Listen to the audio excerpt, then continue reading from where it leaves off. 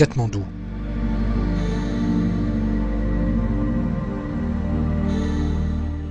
Le monastère Kanying Chedrup Ling.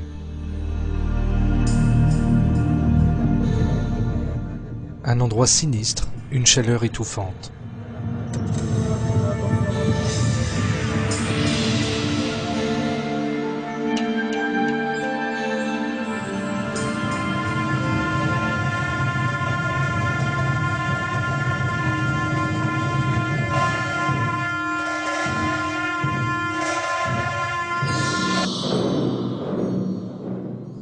Ceux qui vont participer à cette cérémonie sont de jeunes prêtres.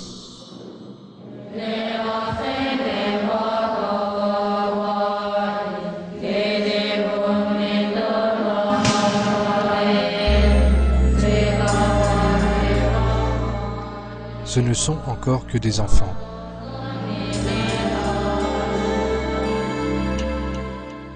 Et ils vont passer leur vie dans le monastère.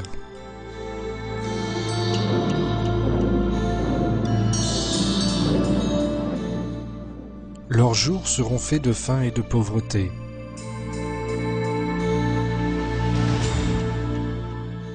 Ils ne travailleront pas, et ils mendieront pour vivre.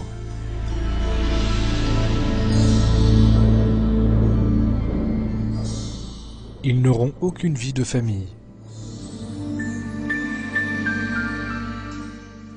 Et ils ne porteront rien d'autre que ces vêtements. Et qui plus est, ils feront tout cela au nom d'une croyance faite de superstition, par peur d'être réincarnés en une mouche ou en une souris.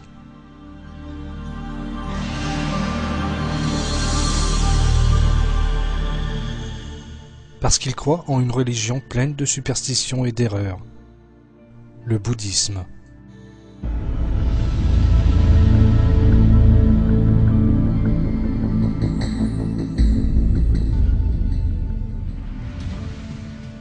Le bouddhisme est une telle aberration que cette religion considère les personnes se torturant comme vertueuses. Ces adeptes se coupent de la vie au nom du mythe et de la superstition. Pour les bouddhistes, qui occupent leur journée à des rituels vains et irrationnels, la vie est toujours morose et sans perspective. De même, parmi tous ces rituels, le bouddhisme fait oublier Dieu aux hommes, ou même provoque chez eux son reniement.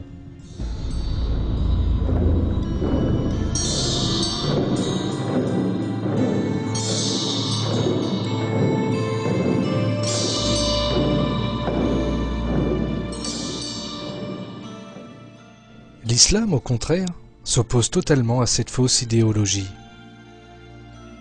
Cette religion offre aux hommes une vie rationnelle, constructive et dynamique.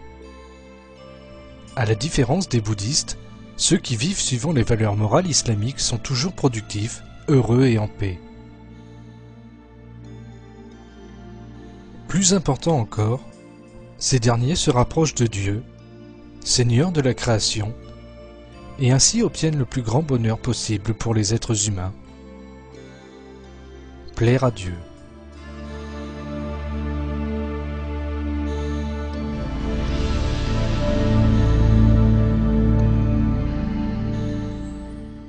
Ce film décrit la religion bouddhiste et ses pratiques irrationnelles.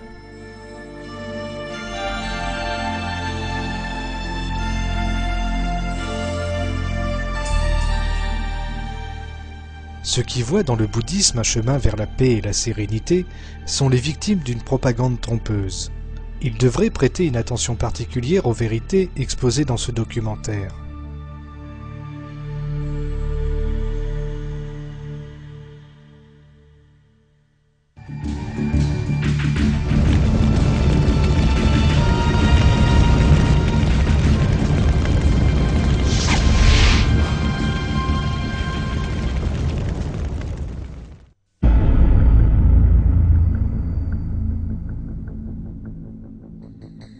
Au VIe siècle avant Jésus-Christ, l'Inde était sous l'occupation aryenne. La religion principale dans ce pays était celle des Aryens, le brahmanisme.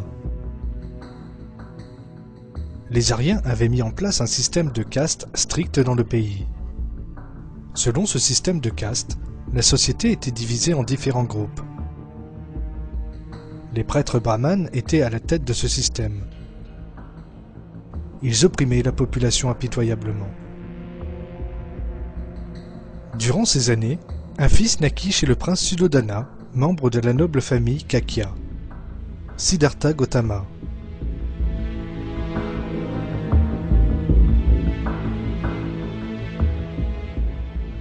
Siddhartha passa sa jeunesse dans l'aisance et l'abondance.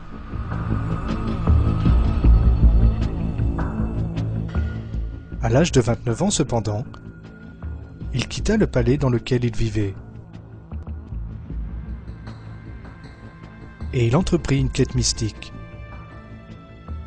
Résultant de cela, il exposa certains principes. Ces principes devinrent petit à petit un enseignement. Le bouddhisme.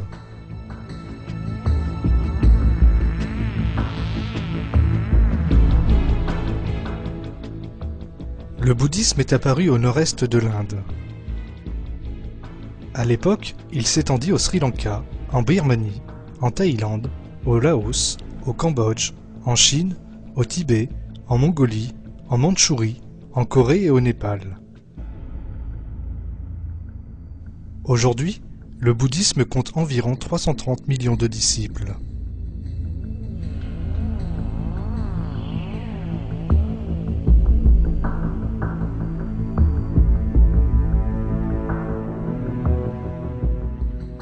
Le mot Bouddha signifie l'éveillé ou l'illuminé, symbole des hauteurs spirituelles que Siddhartha Gautama est supposé avoir atteintes. De cette manière, on glorifie Siddhartha à travers ce nom. Bouddha choisit de parler de ses principes de base et de transmettre ses rites verbalement.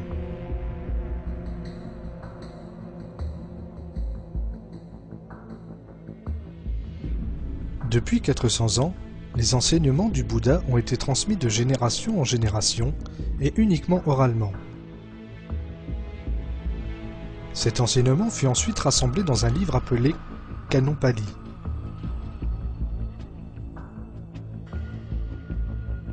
Aujourd'hui, le texte considéré comme sacré par le bouddhisme est le Tipitaka, écrit en langue pali. Il contient de nombreuses erreurs grossières. Les prêtres organisent leurs cérémonies et leur vie conformément à ce texte.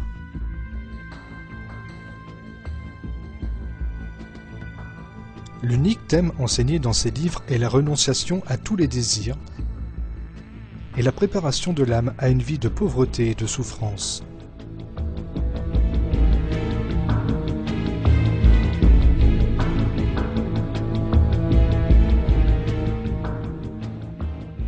Les bouddhistes se sont tellement axés sur ces questions qu'ils n'ont absolument pas conscience d'une vérité autrement importante.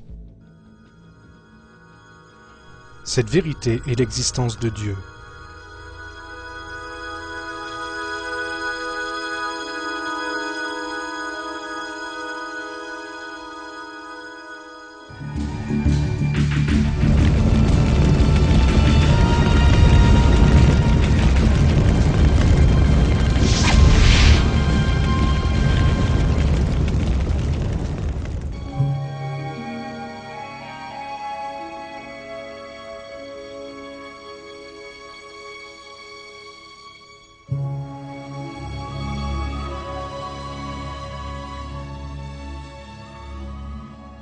De nombreuses personnes qui n'ont pas une vue d'ensemble du bouddhisme s'imaginent que le but ultime est l'adoration d'un créateur, comme dans les religions révélées.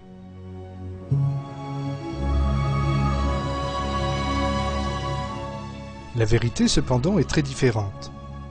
Le bouddhisme est un enseignement qui ignore totalement l'existence de Dieu. Pour cette raison, le bouddhisme est considéré comme une religion athée.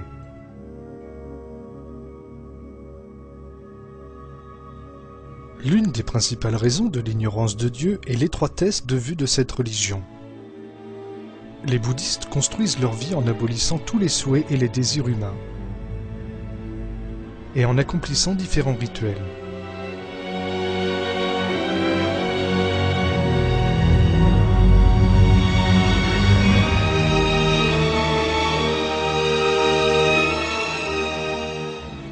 ne méditent jamais sur la question de savoir comment l'univers, les créatures et les êtres humains ont été créés. Aucun écrit bouddhiste n'a même jamais abordé ces questions. Les bouddhistes ignorent par conséquent l'existence et la puissance infinie de Dieu le Tout-Puissant, créateur de l'univers et de toutes les créatures.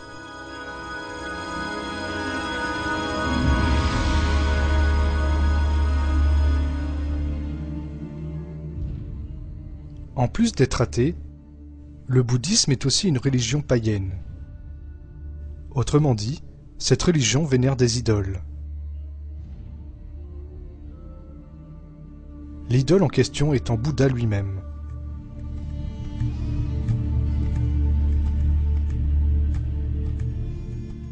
Faire du Bouddha une idole, ce processus commença immédiatement après la mort de ce dernier. Les prêtres bouddhistes entreprirent de l'élever au rang de divinité. Ils décorèrent les lieux où il vivait, avec des statues géantes de Bouddha. Et ensuite, de façon superstitieuse, se mirent à adorer ces idoles qu'ils avaient créées de leurs propres mains.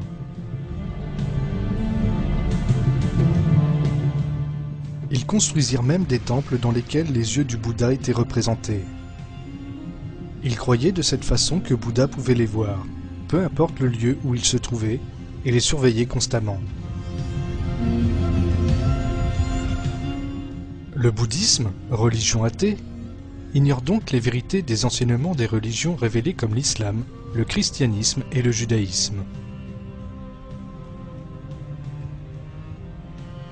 La caractéristique la plus importante des religions révélées est qu'elles considèrent Dieu comme le seul et l'unique. Dans le Coran, Dieu révèle que